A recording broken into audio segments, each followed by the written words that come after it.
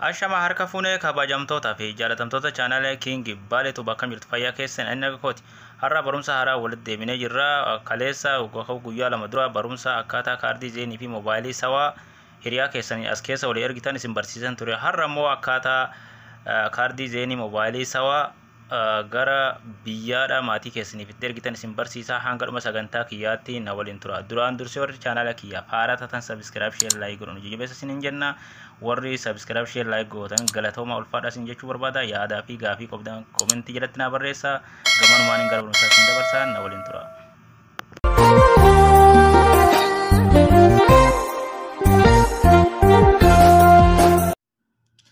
Okay, egaa jalqaba zeenirraa jalqabnaa. Zeenii gara biyyaa erguudhaaf urjii yookaan najma takka najma lakkoofsa Itoophiyaa itti guunnaa jechuudha asitti. Egaa itti guunneen booda lakkoofsa Itoophiyaa itti guunneen boodatti urjii goonaa jechuudha.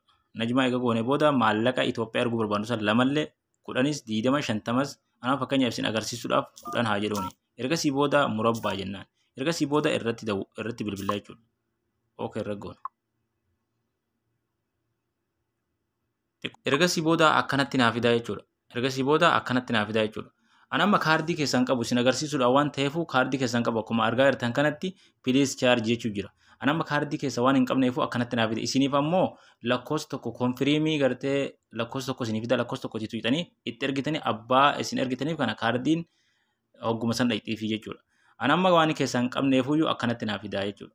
Kanaafuu kan zeenidha akkana. Amma immoo kan moobaayilii isin agarsiisan moobaayilii gara biyyaa erguudhaaf miiseejii keessa seenna. Erga miiseejii keessa seennee boodatti bakka gubbaa kanarratti akkuma argaa jirtan 600 barreessitanii jechuudha. 600 barreessitanii.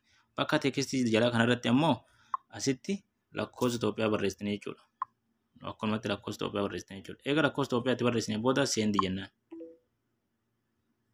Akkanatti eega barreessinee lakkoofsa Itoophiyaatti erginee booda miiseejii nu dhufa. Miiseejii sana eeggannee miiseejii isa waliin haa eeggannu nu dhufti. Ergasii booda miiseejiin akkana nu dhufti. Kun akkuma argaa jirtan kana miiseejiin akkana nu dhufti. Miiseejii tana mee waliin haa bannu. Akkana nu dhufti miiseejiin. Ergasii booda amma maal takka 2 3 jedhee akkana nu tirreessee jira. Maallaqa erguu barbaannu san jechuudha. Yoo fakkeenyaaf riyaala Suudii 6 erguu barbaanne lakkoofsa tokko filanna. Yoo riyaala Suudiidhaa 10 erguu barbaanne immoo lakkoofsa 2 filanna. Isin as keessaa ka erguu barbaaddan 20 erguu barbaaddan 10 erguu barbaaddanis 100 erguu barbaaddan as keessaa filattanii jechuudha. Kun akkanatti as keessaa filattanii erga filattanii booda lakkoofsa mee fakkeenyaaf amma isin agarsiisuudhaaf lakkoofsa tokko haa filadhuume. Lakkoofsa tokkoon ja'an. Ergasii booda seendi godha. Itti ergaa. Ergasii booda amma maal naan jedha nama kanaaf birrii 6 erguu barbaaddaa naan jedha. Yoo barbaadde lakkoofsa tokko itti tuqii naan jedha. Akkanumatti lakkoofsa tokko itti tuqee seendi jedhaanii jechuudha. Kan moobaayilii akkasi.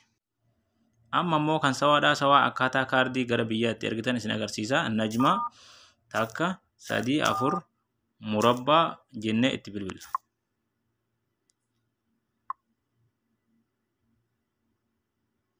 Erga akkanatti bilbilee booda akkanatti lakkoofsa internaashinaal lakkoofsa 3 goona. Lakkoofsa 3 goone seendi jennaan. Ergasii booda Itoophiyaan as keessa waan hin jirreefu biyyoota hedduu nu baasa. Isin maal gootanii 99 jettanii seendi gootan. Ergasii booda Itoophiyaan akkana nuuf fida. Kun Itoophiyaan lakkoofsa 20 takka irra jira waan ta'eef lakkoofsa 20 takka jennee asitti barreessina. 20 takka jennee asitti barreessinee seendi jennaan. Ergasii booda akkanatti nuuf fida.